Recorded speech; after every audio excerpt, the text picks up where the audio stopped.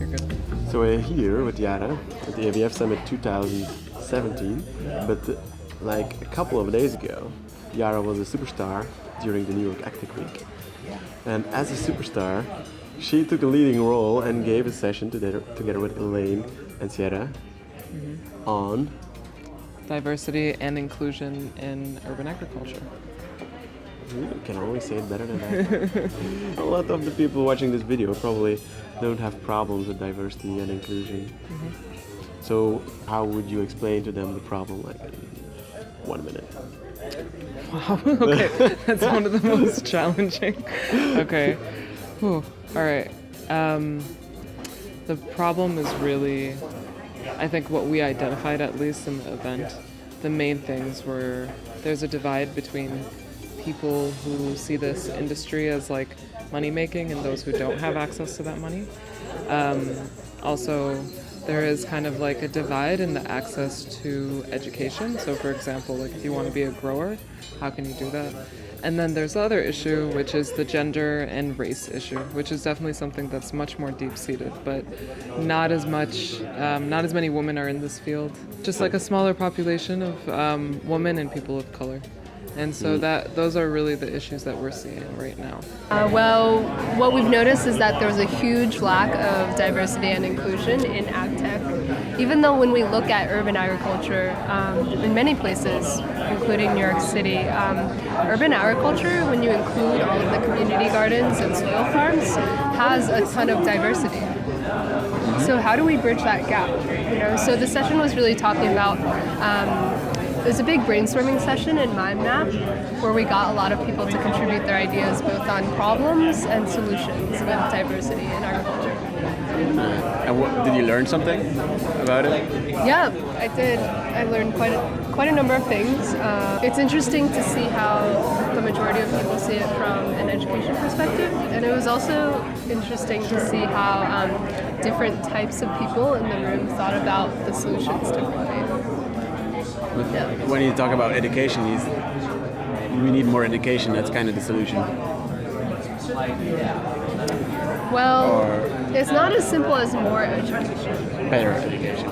Yes, better education and also education for what kinds of people, right? But now we have the internet. Isn't that a big game changer? Yeah, it is, but you'll have to take into account that not everyone has a computer at home or a laptop at home, right? Not everyone has internet access at home, still. So there's still a gap. Yes, those resources are out there, but it's not always easy for everyone, especially people of a lower economic status, to access those resources. So we can't just say we need more education. It's about what kind of education, what kind of groups do we need to target that education towards? What would be the root causes of those issues, you think? The problem, I would say, in relation to race is institutional, typically, as it is with any other industry. With women in agriculture, it's about making sure that, again, it relates a little bit to institution, but it also relates to making it accessible, making that technology something that, it's not just a man's field. And then, with education and with the pricing of all these technologies, it's really just a matter of, finding and sourcing sort of curriculums that can apply on all fields of work, and definitely like making sure you train as many people as possible and making sure that those kinds of programs are affordable, really. Because in the end, it's going to feed into the economy of that farm. It's going to feed into the economy of this space in general. So we are here Hello. at the New York AGtech week with Zjef from Agritecture. That's me. And Zjef did also took part in a session about gender equality and racial equality in AgTech. Yara, why is it important, and what do we need to look at? Yeah, looking at racial diversity, gender diversity is really key because we're at the very beginning of this industry in the US. And so we really have an opportunity to be thinking about these things and make sure that everyone is being accounted for within this industry. What would you say is at the moment the most, the biggest barrier, the biggest Oh my problem that gosh. people have to, look at? The biggest barriers are access and exposure. So, are you existing in a community where you're exposed to things like urban farming, hydroponics? Are you in schools where they're talking about this sort of stuff, talking about plant life, how to grow plants? Yeah, mainly that exposure and access. And do you have the ability and the resources to, say, build your own farm?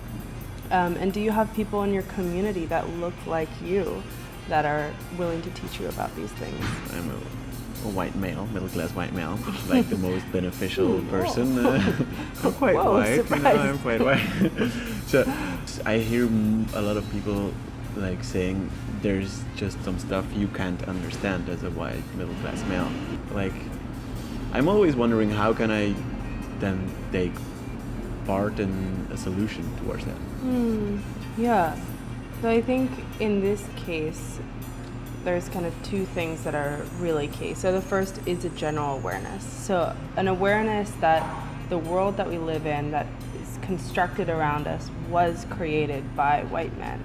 So white men have created the rules, and that's why things are the way that they are. So just having an awareness of that structure first and foremost.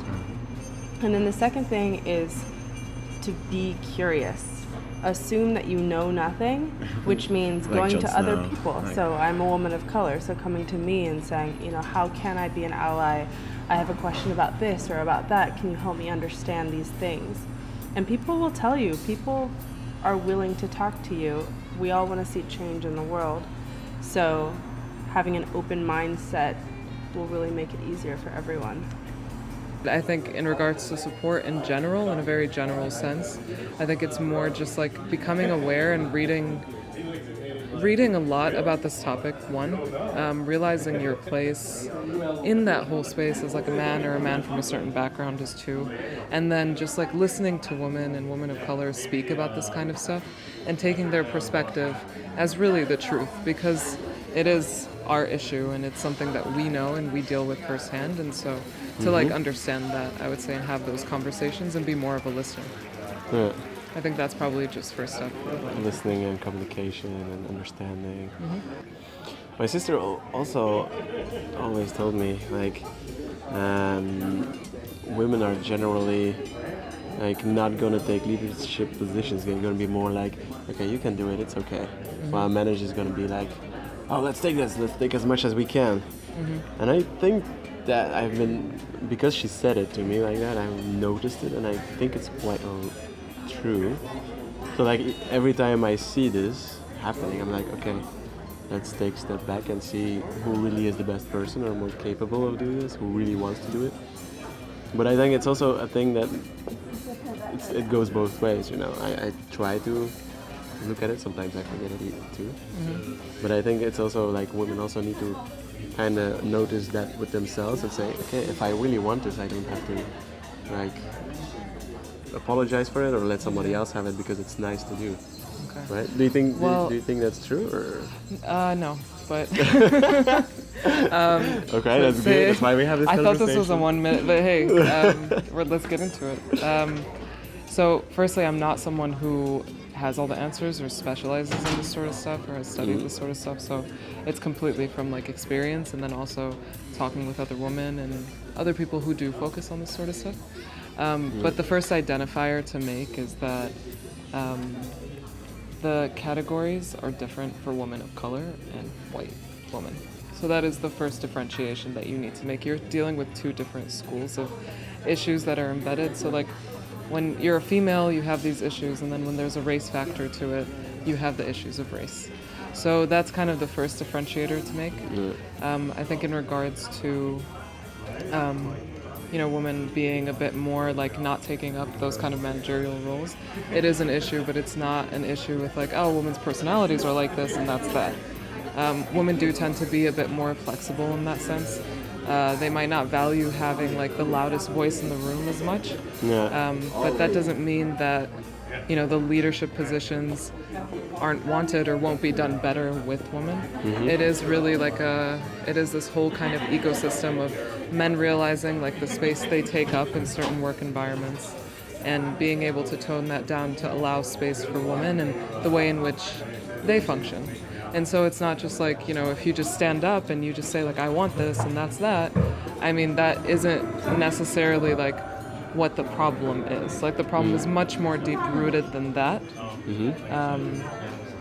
So yeah, I do think like encouraging women to like jump into this stuff and having examples and having mentors who are women is part of that process, and I think that kind of will help move along kind of like the confidence and taking up these sort of roles and stuff. If there's some last advice that you want to give? I would say stay aware, get involved with local food if you have the time and resources to do it. Yeah. Any advice for people that want to get in? I would say first figure out what it is that you want to do, because there are so many different things that you can do, whether it's working in a farm or working in the business side of it or advocating or whatever that is. And then the easiest way really to get in is to just like develop that network with people that are already in this space. It's like coming to events like these and everyone here, I'm one of the people, so yeah. And like really connect with people, because really like people in this sort of space of like urban agriculture are really open, community driven as well. And so, when you build that network, you can jump in and get all that advice that you need. And I feel like that is probably a pretty solid first step. You're right. Thank you very much, Yara. Okay, what is the final advice you would give anyone? White people, black people, women, gender neutral people to get into the space? Yeah, I would say read. I would say read. Smoke weed or? Read. Read. Reading. You could smoke weed if you wanted to. You could do both at the same time. Read. But I would say read things online. Look at blogs. Look at especially pieces written by people that are very different from you, in order to like get a sense of opinions, what people are talking about, stay up to date with what's going on. There's a lot of changes that have happened in the worlds you just described. So if you don't exist in any of those worlds, keep yourself up to date to know what's going on, to stay sensitive. Learn, stay curious, keep on going. Bring some positive change to the world. Positive I like change that. is great. Thank you, Sierra. What is that sign? It's a delta, means change Really? in math. Okay, awesome. Delta. I'm a nerd. Delta people. Yeah. What is this interview being used for? I don't know. What do you want it to be used for? I don't know. I think it would be good to have this interview in a place where people will see it. Internet. Because I don't think people talk about this kind of stuff enough.